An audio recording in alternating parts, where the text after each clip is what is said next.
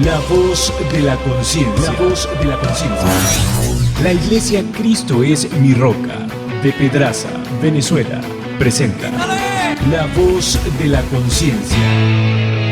Una oportunidad de encontrarse con Dios mediante su palabra. La voz de la conciencia.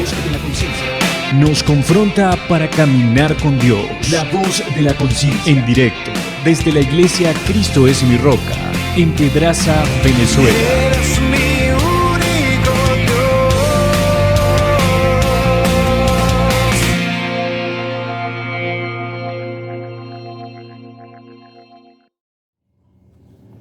Buenos días. El Señor les bendiga muy ricamente. Vamos a continuar con el estudio de Mateo, el Evangelio de Mateo. En esta ocasión vamos a estar desarrollando la genealogía de Jesucristo, Mateo 1, versículo 1 al versículo 17. Es interesante que la Biblia afirma que toda ella es inspirada por Dios. Es el testimonio que da la Biblia acerca de ella misma. Dice que toda la Escritura es inspirada por Dios y es útil para redarguir, para corregir, para instruir en justicia, para enseñar. La pregunta es, ¿de qué manera la genealogía nos es útil? ¿De qué manera la genealogía nos corrige? ¿De qué manera la genealogía nos enseña, nos instruye en justicia, nos redarguye? Claro que sí, porque la Biblia enseña que toda la Escritura, incluyendo la genealogía, pero son preguntas importantes, dignas de responder y que vamos a encontrar en la medida que estudiamos la genealogía, respuesta a estas preguntas. Veamos pues la genealogía de Jesucristo. Versículo 1 comienza diciéndonos: libro de la genealogía de Jesucristo, hijo de David, hijo de Abraham. Aquí nos habla acerca de la importancia de la genealogía, sumamente valiosa en el pensamiento judío, las genealogías. En primer lugar, vamos a destacar por la definición de ella. ¿Qué es una genealogía? Es un libro. Dice el versículo 1, libro de la genealogía. Es un registro o un libro de los antepasados. También podemos entenderlo como un pedigrí. Eso es una genealogía en el pensamiento judío.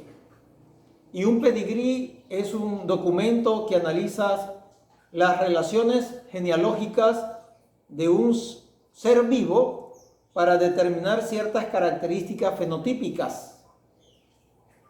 A saber si una especie, por ejemplo, una especie canina, si es, por ejemplo, pastor alemán puro.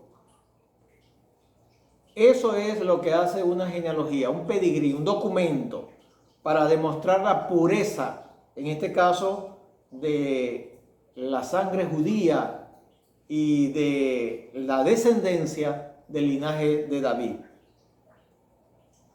La genealogía se escribía de personas claves en el documento bíblico.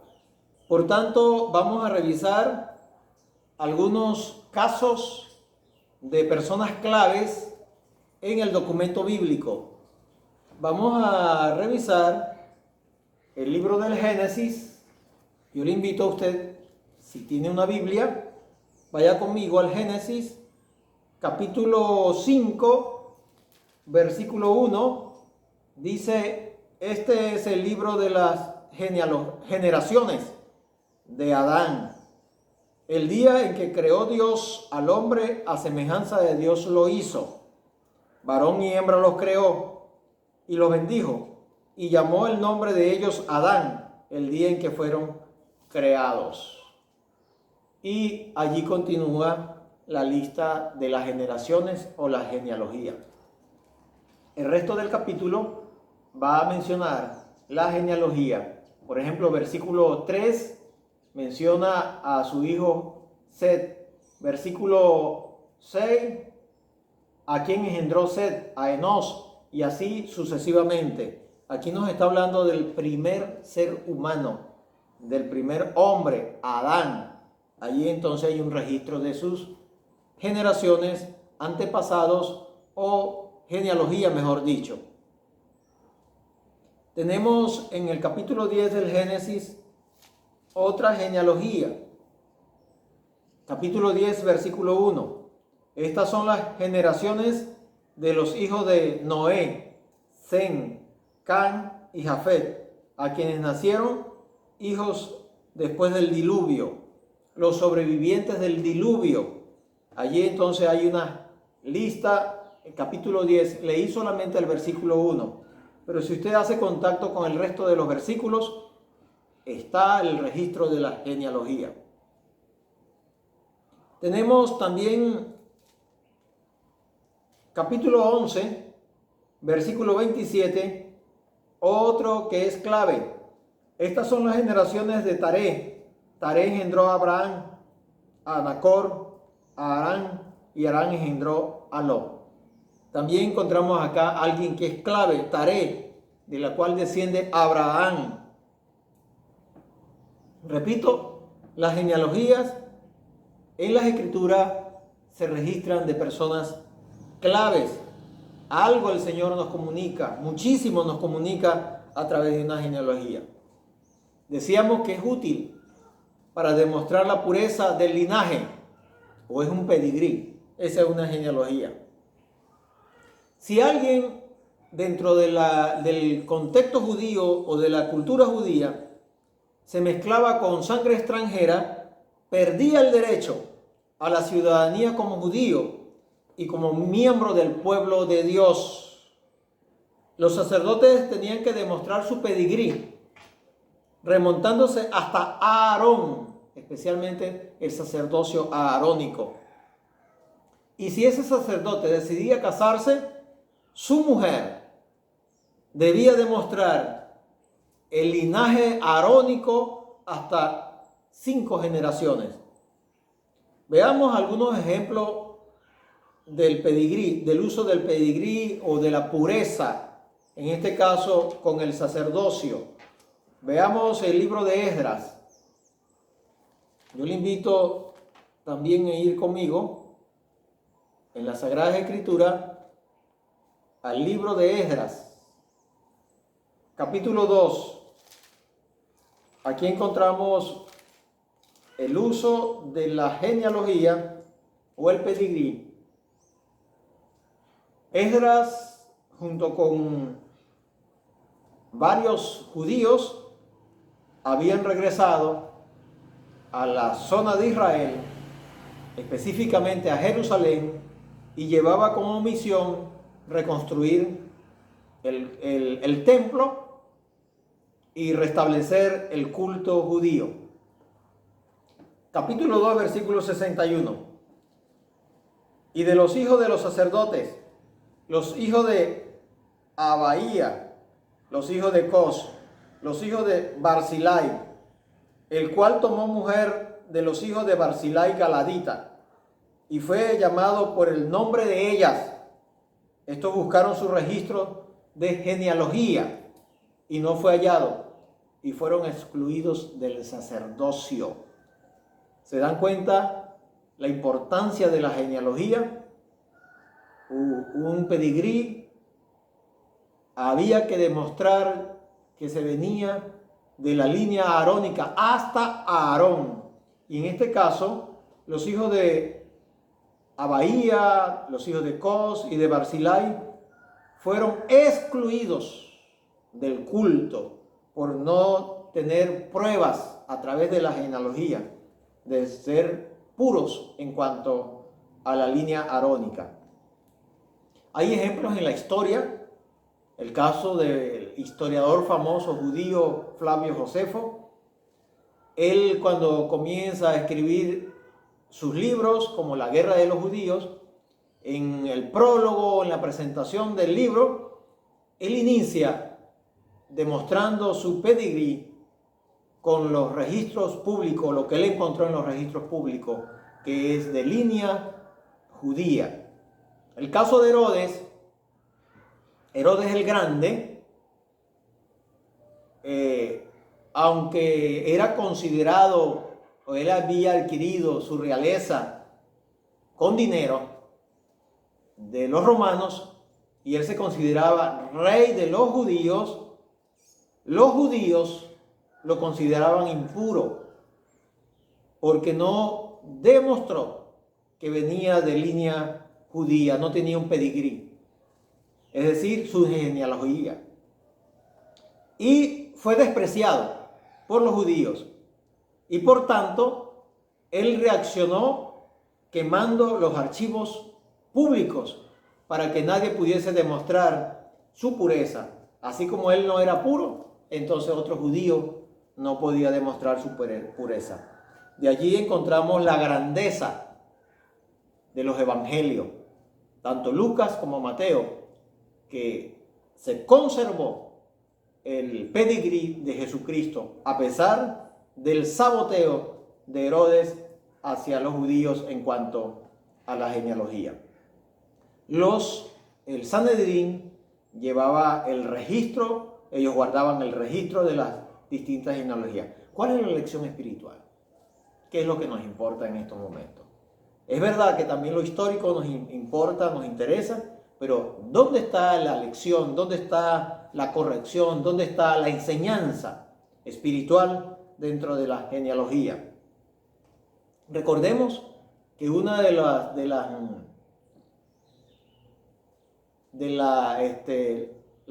enseñanzas centrales de la genealogía es la demostración de la pureza. En este caso, Jesucristo tenía el derecho legal al trono de David por su genealogía. La pureza consiste en poseer características del grupo al cual se pertenece. Si una persona es judía, tiene las características judías, eso es pureza. Voy a darles varios ejemplos de pureza, de la cual tomamos lecciones espirituales. De acuerdo a la Biblia, en la agricultura, si usted siembra una semilla de maíz y la mezcla con semillas de caraota, se pierde la pureza. La Biblia prohíbe mezclar semillas en la agricultura. Revisemos el libro de Levítico, capítulo 19. Versículo 19. Mis estatutos guardarás. No harás ayuntar tu ganado con animales de otra especie. Tu campo no sembrarás con mezclas de semillas. Y no te pondrás vestidos con mezcla de hilos. Habla de tres elementos donde se pierde la pureza. Hacer un híbrido, crear un híbrido de animales, por ejemplo, la mula o el mulo, que es el ayuntar, el hacer, emparentar un burro con una yegua o una asna con un caballo. La Biblia dice que es pecado, se pierde la pureza en cuanto a la especie animal. Asimismo, tiene que ver con el vestido, con la ropa. Si usted se coloca una camisa de lino, debe ser de lino y no de lino y algodón, de acuerdo a las escrituras. Ese es el concepto de pureza. En lo sexual igualmente. Por eso la Biblia es tajante en rechazar el homosexualismo, porque no mantiene la pureza en lo sexual. Si es hombre, es hombre. Si es mujer en toda su expresión sexual. Lo mismo sucede con el culto. Si usted participa de un culto dedicado a los ídolos y luego participa de un culto dedicado a Dios, también peca, comete pecado. Primero a los Corintios, capítulo 10. Todo esto tiene que ver con el concepto de pureza e impureza, que es una de las ideas que contiene o mantiene o nos enseña la genealogía. Primera a los Corintios, capítulo 10,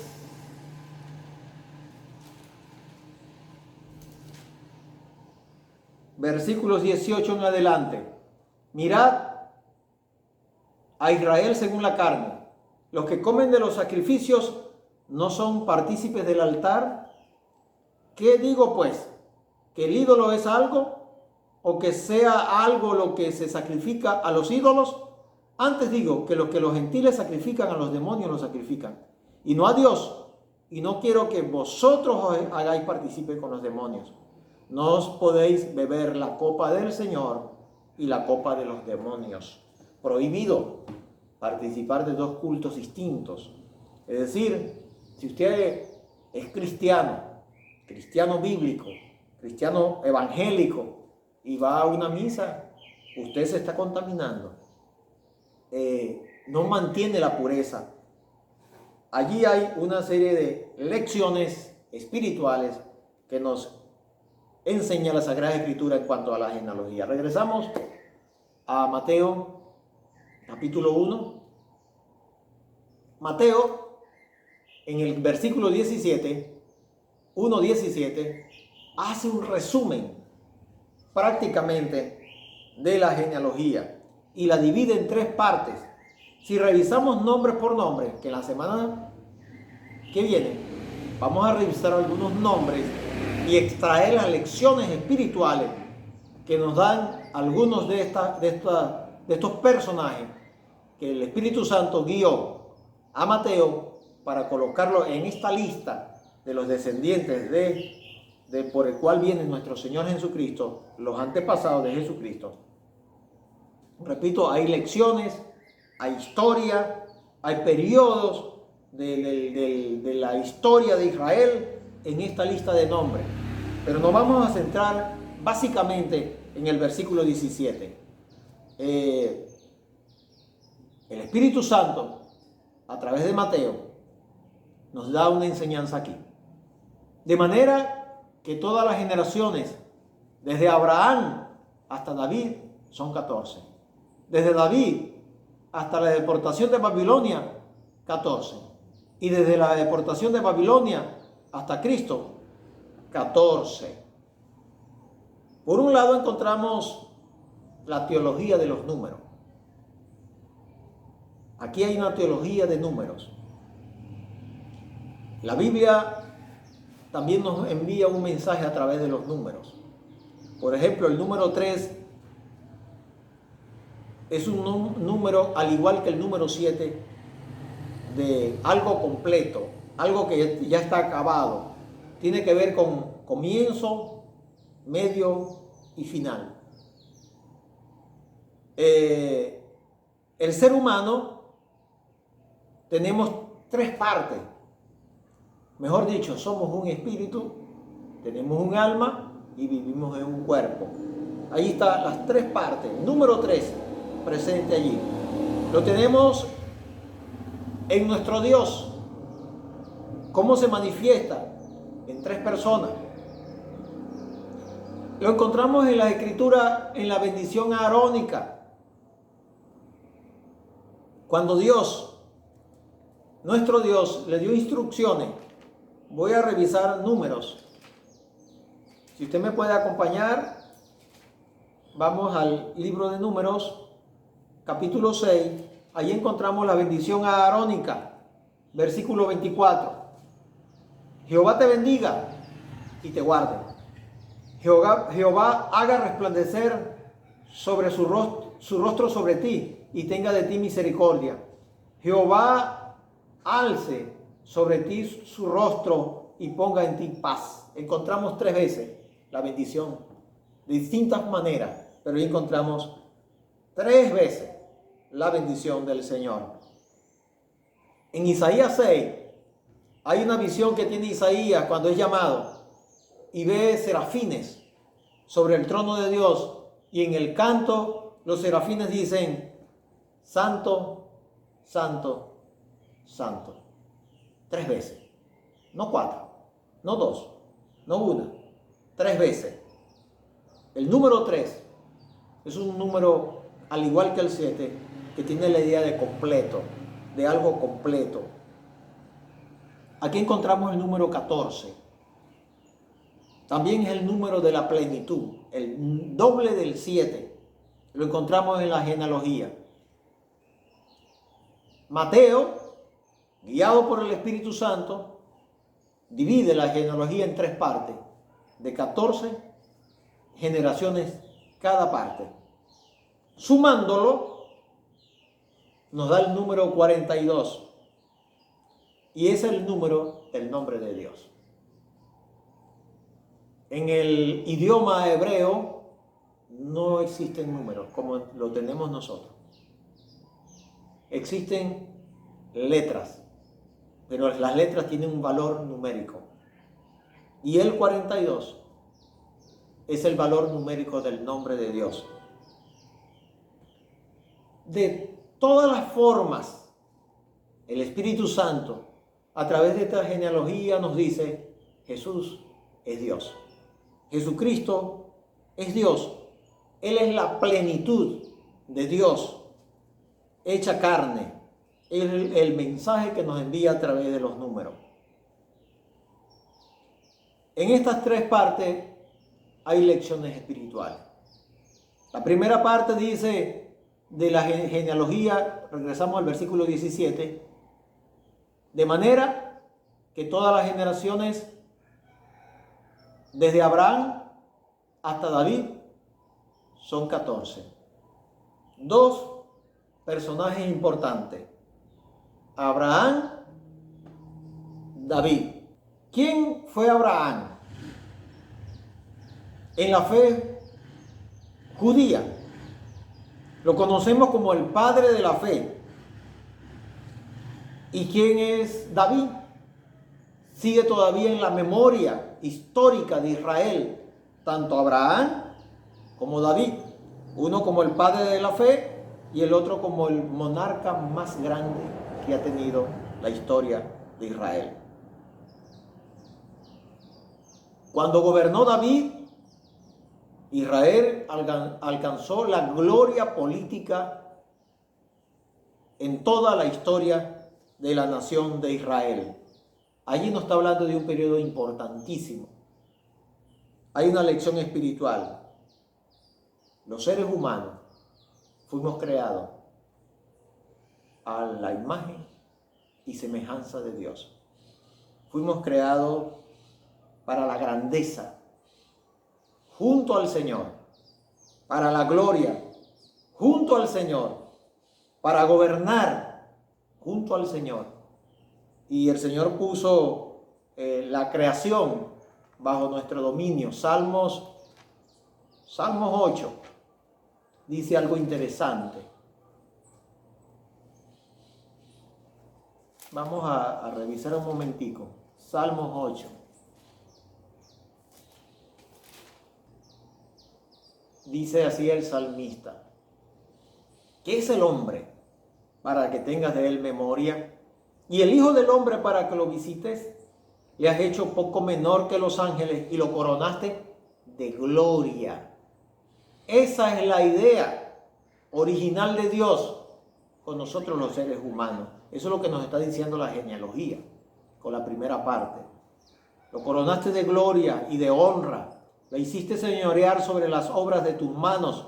Sobre todo lo pusiste debajo de sus pies. Ovejas y bueyes, todo ello. Asimismo las bestias del campo, las aves de los cielos y los peces del mar. Todo cuanto pasa por los senderos del mar. Eso es la lección espiritual que nos envía el Señor a través de esta genealogía, en el resumen que hace Mateo. Nos habla de otra parte.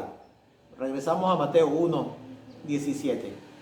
Desde David hasta la deportación de Babilonia. Es decir, desde la gloria, desde lo que había alcanzado Israel en su desempeño político y militar, hasta la vergüenza más grande, que ha quedado marcada en la memoria histórica de Israel. La deportación de Babilonia representa la vergüenza, la tragedia, el desastre más grande que ha experimentado esta nación.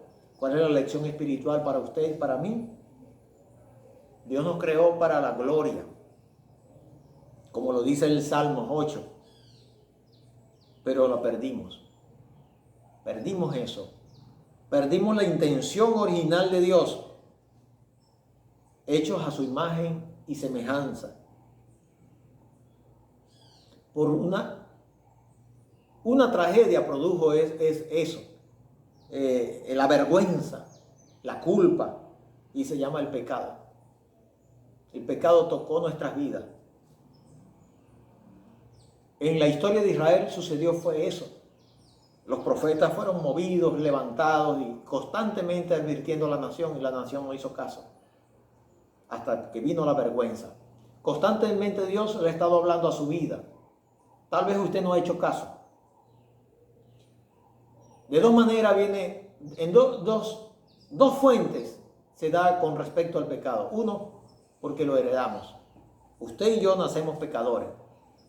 Viene en nuestros genes. Dos, porque decidimos pecar.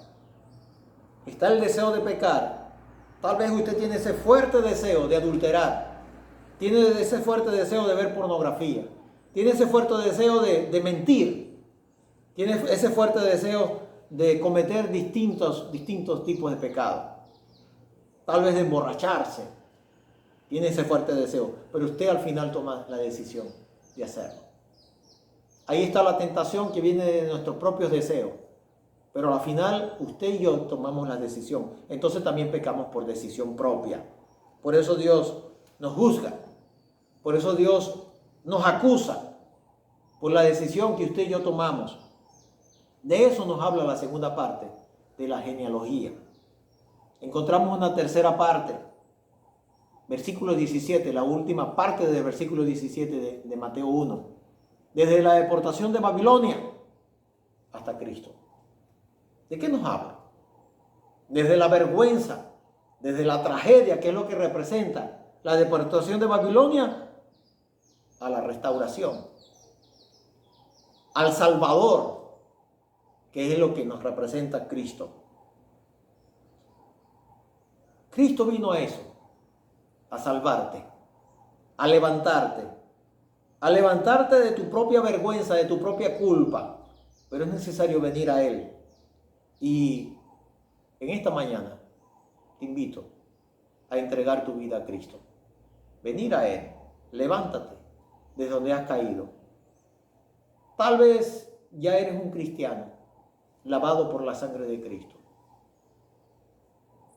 Pero te has descuidado y has caído en pecado. También para usted es el llamado. Ven al Señor, restáurate en el Señor. Y si usted todavía no ha tenido un encuentro personal con Cristo, también la invitación es para usted. Venir al Señor a entregar tu vida. Y Él te va a restaurar. Él te va a traer al sentido original por el cual Dios te creó.